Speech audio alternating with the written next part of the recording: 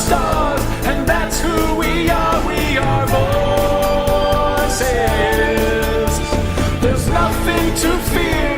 Explode in your rear. Feel our voices.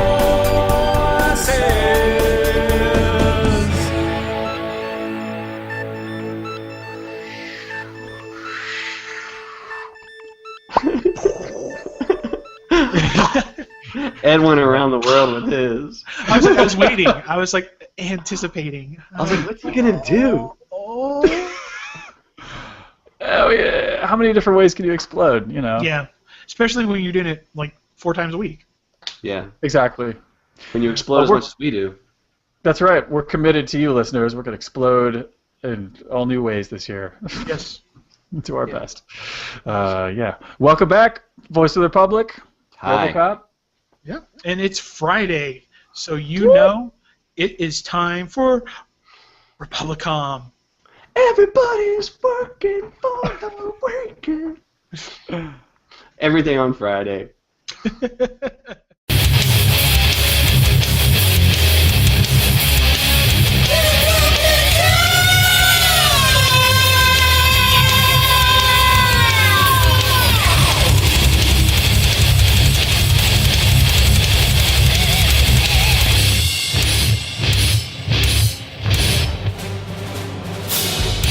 Republicomm! Right on. We've got, looks like 3 messages this week. Keep them coming. This one is from somewhere in Wisconsin.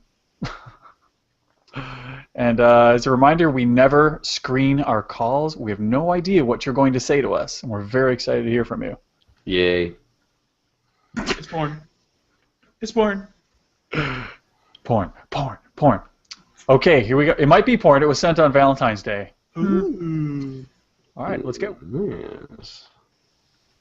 Hey, it's Jim Goff. Not sure if this has been talked about since I'm a new listener, but my wife and I a couple times now have had a parental discussion I'd like to hear you guys weigh in on. I like to ask all my Star Wars friends this anyway. When the time is right, in what order do I present the saga to my son? Logic would dictate you just go by number chronologically, especially since the prequels skew younger. But the purists in us want to experience them the way we did with Episode 4 first. And then you get into the whole debate about the special editions, which to me were a wonderful thing when they came out. I mean, I was at just the right age, and being able to experience them in theaters and then buy the toys and have the same kind of childhood memories that people who were the right age when they first came out, that was a really cool thing. When we were kids, we were lucky to get a sequel to a movie as an afterthought after the first one did well, and now like kids have these huge cinematic worlds to dive into. 9 Harry Potter films, over 10 Marvel Cinematic Universe movies. There's 6 Tolkien movies, but at least those make sense just to go in order, at least to us. So anyway, if you guys wanted to weigh in, that's cool. Thanks for being awesome. Talk to you later. Oh, thank you. You know, Thank you for being awesome, Jim. There were a million different reasons to like that guy. However, there's 2 things that stand out. What a wonderful voice. Yes. One. And number 2, did you notice that he referred to the people who were the, quote, right age to see Star Wars originally? He didn't refer to us as the people with the old age. But you know, Yeah, it's really funny. we will not shy away from a compliment. Or Well done. Well said, sir. Well said. You deserve an answer. Because I kind of fall. Sorry. I fall right behind you guys, like, because I saw Return of the Jedi in the theater, but it wasn't a first run. Right. So like I never got to see the original trilogies in theater on release. I'm actually like him. I was one of those people that saw it on the special edition. That was the first time I got to see it in theaters. And like him, I do have a warm spot in my heart. Like, I understand why people don't like the special editions, but I don't cling to like the only thing that really gets me is the Greedo shooting first. Other than that, I'm okay with the special editions. And Jabba. Yeah, like it could have been worse. Yeah, exactly. It could have been worse. You know, Well, for the first one, the first one had the most changes. The other 3 were just like opening up Cloud City, putting windows in so you can see more cloud cars. I'm like, oh. That was really cool. You know, like, because that was the thing is people don't give the special editions credit because they really did flesh out. You see Coruscant. You never saw Coruscant before. And then finally in Return of the Jedi, when they're doing the celebrating after the destruction of the Death Star, you actually see Coruscant for the first time. It had only been mentioned in books at that point. So, yeah, and there's nothing bad about that. No, but they also dropped the Ewok song. Which, I'm sorry. I maybe because I was a kid, I grew up with it. I like the Ewok song. I don't know. I liked it, but you'll have to listen to a previous episode. Good excuse for you to go check out VOR Classic. Yeah. Somewhere in there is, my brother knows. I don't want to talk about it. It's bad. Well, to his question. Yes, let's get.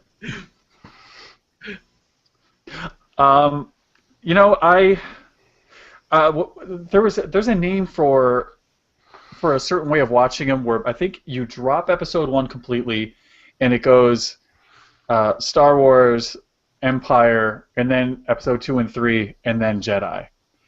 And that is a method I can live with. One of my biggest issues with the prequels is all of the suspense story-wise that's built up in the original trilogy goes out the window, because even though it's a prequel, Lucas forgot that there's things that are kind of mysterious and it's a big payoff later. But he just just throws everything out there and well, everybody already knows what's going on. No, they don't. Yeah, and it's not even just the big reveal of Vader being Luke's father, but or the Emperor. But the thing is when you watch it, and I just realized this when I was playing a Star Wars pinball game. There's a voiceover clip of Luke saying now I have to go find this Yoda guy if he exists. Yeah. And at that point when you're watching Empire Strikes Back, you don't know about Yoda. And you lose all that dramatic effect of Luke is talking to a Force ghost. He's telling him to go to this planet he's never heard of and find this guy that may or may not exist. All of that suspense and mystery and everything goes out also. There's a lot of stuff that you lose from the original trilogy if you watch the prequel first. Right. Yeah, So- there's that, and there's this, and this takes it to the street and brings it lowbrow for you. I'm a dumbass. I'm dumb as a box of rocks. And let me tell you what, I understood it watching it 4, 5, 6, 1, 2, 3. I understood it just fine, and it was cool that way. My suggestion is definitely 4, 5, 6, 1, 2, 3. Yeah, I agree. Just do it that way, because there is more suspense and more build up, and you do get the excitement of looking back, because there is something great about that. And going, oh, that's Luke's daddy, Yeah, and if you're worried about your kids getting their panties in a wad because the special effects aren't up to snuff, I call bullshit.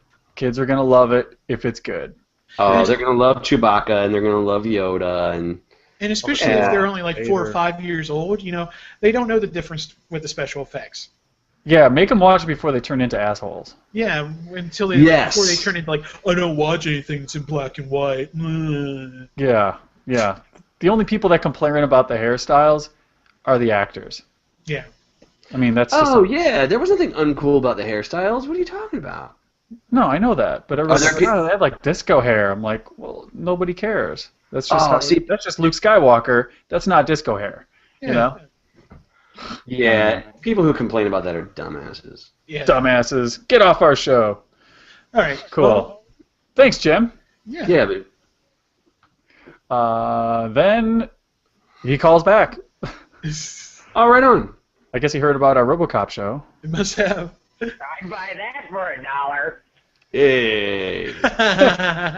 Where's the beef? And that is an uncanny impression, by the way. I'm not even convinced that's really him. He might have just played an MP3. Let us know. Let us know on the. I'd buy that for $1. No, I think that is him, but that's really good. Wow.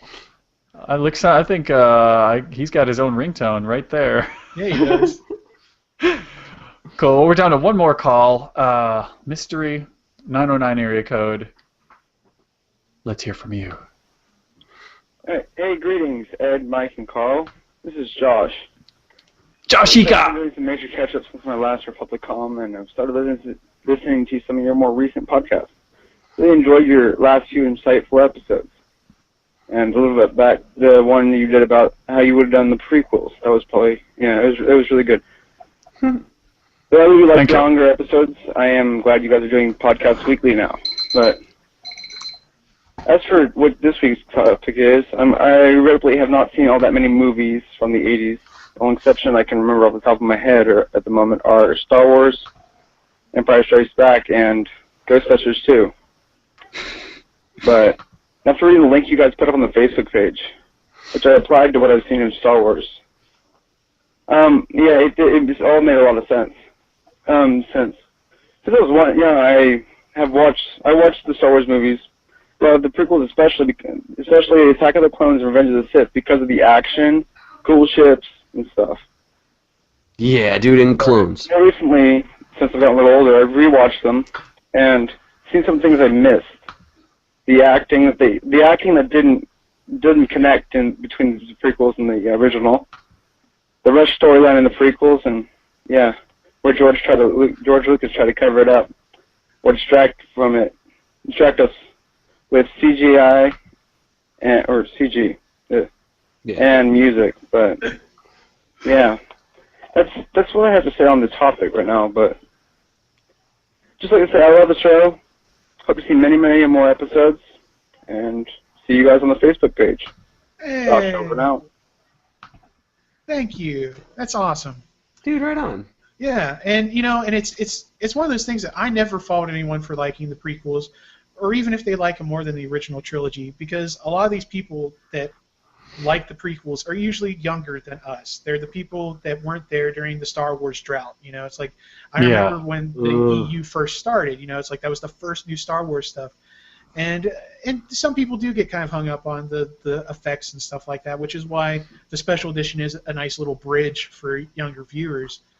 But I never fault anyone for liking the prequels, and I think a lot of people, when they get a little older, they go back and they look at them, and they have a more analytical eye, a more seasoned palate, and they can see the flaws that a lot of the older fans have with the prequels. So they come around. Yeah, I really think that's it. And the article he's talking about linking to, I think that's the IO9 article we were talking about with the storytelling and movie tricks that are lost from the 80s. Here's something, and I think we can all do this for him. Why don't we make a short little list of some must-see 80s movies for him? Because I have a couple right off the top of my head. And this will be good for any of our listeners or viewers out there that might be a little younger and didn't get to experience this stuff firsthand, but some really, really great genre films from the 80s. So How about... How about Never mind. No, maybe we can do that next week. Well, I mean, like... I think we're open. I mean, because we could just throw out like a couple, so you can bone up. We could start with that, but I'm just saying that could be I mean, it's me. I could talk about that all week long. I'm just afraid that we're not going to be able to do it next week, and then he's just going to be waiting. I'm sorry. Throw out a couple. Just each throw out a couple. Yeah, Okay. let's all just do one. Okay. Right now. Go All ahead. right. I say Big Trouble in Little China. I knew it. Okay, now you guys got nothing. I'll go ahead and jump in with. I'm sorry, I've got to do two. Buckaroo Banzai, another Peter Weller film, which is great, and Mad Max. Oh yeah. Whoa. Dang, you guys really did take the cool ones. I would say Blade Runner. Oh yeah. Oh yeah. Blade Runner, Goonies, Pretty in Pink. Those are just some of my favorites. Yeah, I think Blade Runner. Jaws.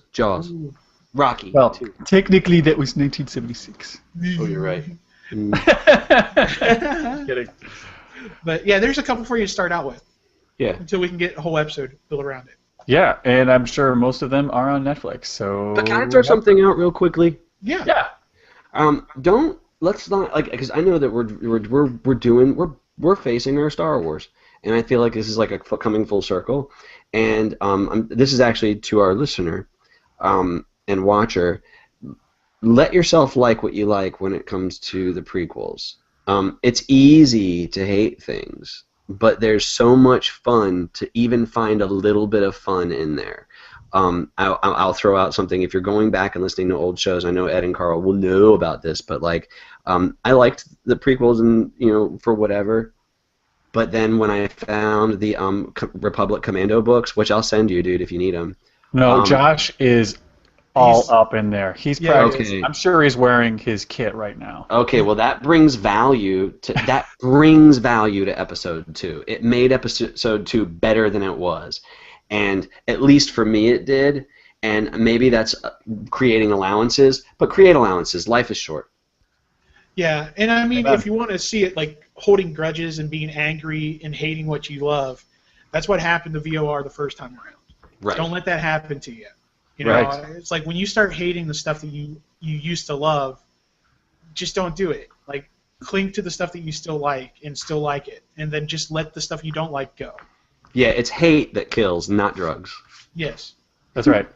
And these are all lessons found in Star Wars, y'all. You And should in, know the, it by and, now. and in the 80s. Yes. Cool. Well, thanks for the call, Josh. Glad you're on board and checking out the old as well as the new. Yeah. And Josh has been he made his own Mando armor. Oh, I can't stand him now. Oh man, he is. He just drank the Kool-Aid and he is all in. Right on, man. That Cool. rocks. Yeah, very cool. Well, you can find Josh and his armor and all this kind of thing over at the Vor boards. I almost said Yeah. the Vorm, but the Vorm is dead. But we're on The Vor- Facebook. The Vor group. The Vor group is still fully functional. And www.vorradio.com is where you can find links to that, and YouTube and iTunes, so you can subscribe, leave a comment, let us know how we're doing, let us know we suck. Yep. Like us, share us. It's all Yeah. there. Sharing is caring. Yeah, it is. Cool. Yeah, we'd love to hear from you, and we appreciate you listening to us. So, all right, so man, until next week, Ooh. dead or alive. Oh, I gotta do it like Robocop. Dead or alive. That ass is coming with me. Oh, leave it for Mike. No, I'm sorry. Can we do it again? I just wanted to hear him say it.